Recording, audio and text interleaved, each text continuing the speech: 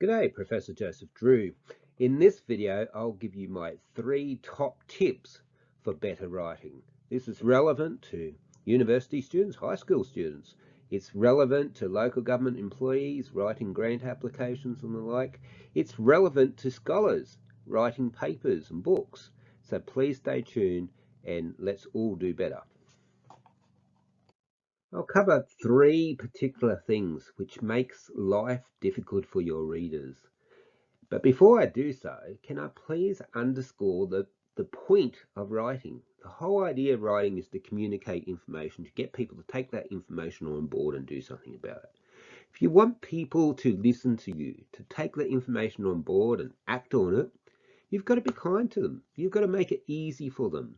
It seems sometimes when I'm reviewing papers or marking my students' work or reading work from local governments that they seem to be wanting to show me their vocabulary to make the reading as painful and as boring, as difficult as possible, to obfuscate.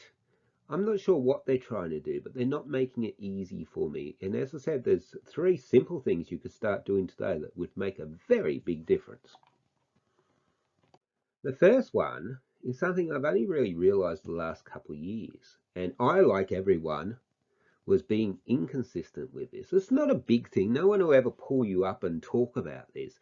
But it's one of those things that works away at the back of your mind of your reader and makes it more difficult for them to comprehend what you're saying and more difficult to read, which means they're less likely to do either of those things. So here's an example from a paper I was about to submit. Now, in the abstract of the paper, I talk about the important context of Australia, in particular, in this order: tax limitations, grants, and then debt. Now, this is later on in the body of the paper, and all of a sudden I find myself, you can see it in red there, I was talking about debt and grants.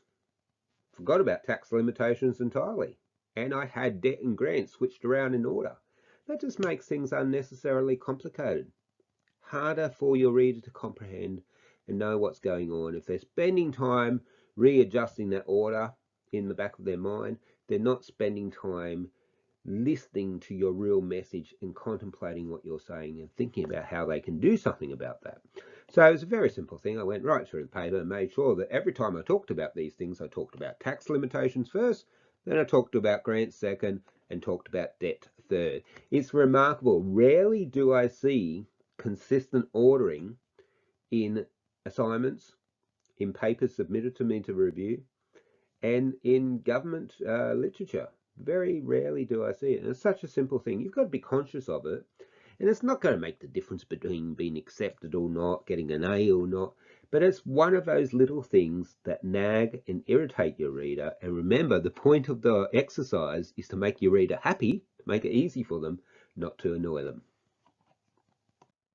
Before I go on to the next 2 really important tips, can I please put a plug in for the channel? If you haven't already subscribed, please do so. If you know someone that could benefit from this video, flick them a link and give me the thumbs up. It tells me what to make videos on. The whole point of this channel, I do it at my own time, is to help others. I'm a professor with 85, 90 odd publications, 6 books. I've done a lot of this. I've done a lot of marking. I know what works, and I'm trying to help you. So help me to help others. The next important thing, and it's so important to getting your message across, is something I only realized 5, 6 years ago. I realized that the real giants in the field, they don't write with big convoluted long sentences with big painful words all the time. You've got to read with the dictionary in one hand. They don't write like that at all. You go read a Ronald Coase, an Albert Hirschman, or my good friend and mentor Brian Dollery, who's over 500 publications. He must have known what he was doing. You read their work. It's nice, simple, short sentences. They're easy to read, and that makes you want to read more. Now, what they will all do, you will notice, is occasionally, once or twice in a paper or book chapter, they'll use a word you've never heard of before. And the whole point of that is to show you that they are smarter than you, or maybe to signal to whoever's reviewing their work or reading their work, who is in the so-called blind peer review process. But on the whole, 99.9% of their words that you read will be nice, simple, short sentences, short paragraphs. That's easy to read. Remember, we want to keep our readers happy. We want them to read. Don't make it painful for them. Learn from the experts, learn from the giants. Go and look up a Dollery paper or Hirschman paper or Coase paper and you'll see exactly what I mean. And my third tip for this short video is to use consistent terminology.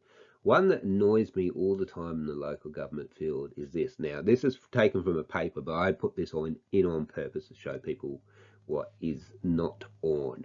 So I have a sentence here, it's a paper I'm about to submit, and it talks about municipal governments. Now, right throughout the paper, we talked about local government. Now, some people think municipal government is a synonym and that it's good to use synonyms instead of using the same word all the time. Well, it's good if they are precise synonyms, if they mean precisely the same. But municipal government and local government doesn't mean the same to everyone, particularly international reviewers, I've found out.